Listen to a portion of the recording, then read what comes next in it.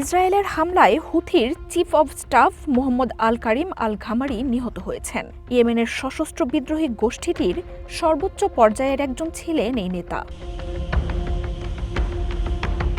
বৃহস্পতিবার হুথির এই ঘোষণার পর আল ঘামারিকে হত্যার দায় স্বীকার করেন ইসরায়েলি প্রতিরক্ষামন্ত্রী কাটজ। ঘামারিকে হত্যার পর ইসরায়েলের বিরুদ্ধে প্রতিশোধের প্রতিশ্রুতি দিয়েছে হুথি।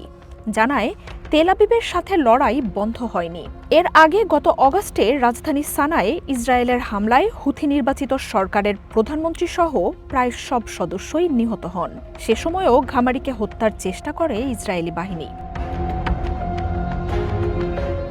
বৃহস্পতিবার হামাস প্রধান ইয়াহিয়া সিনোয়ারের প্রথম মৃত্যুবার্ষিকীতে আল ঘামারিকে হত্যা করে ইসরায়েল। গোপন স্থান থেকে দেয়া বার্তায় দুই নেতার মৃত্যু নিয়েই কথা বলেন হুথি প্রধান সায়েদ আল হুথি। ইসরায়েলের বিরুদ্ধে ভয়ঙ্করতম প্রতিশোধের হুঁশিয়ারি দেন এই নেতা।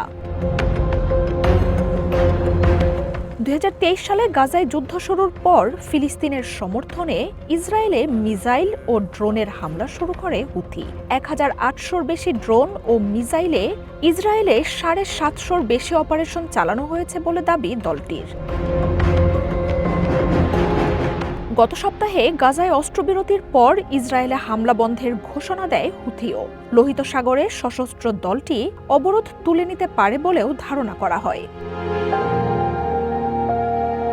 তবে এক সপ্তাহ না হতেই ইসরায়েলের সাথে হুথির বড় সংঘাতের শঙ্কা তৈরি হয়েছে। ইয়েমেনের সাধারণ মানুষ ও অবকাঠামোতে ইসরায়েলি হামলার তীব্র নিন্দা জানিয়েছে দলটি।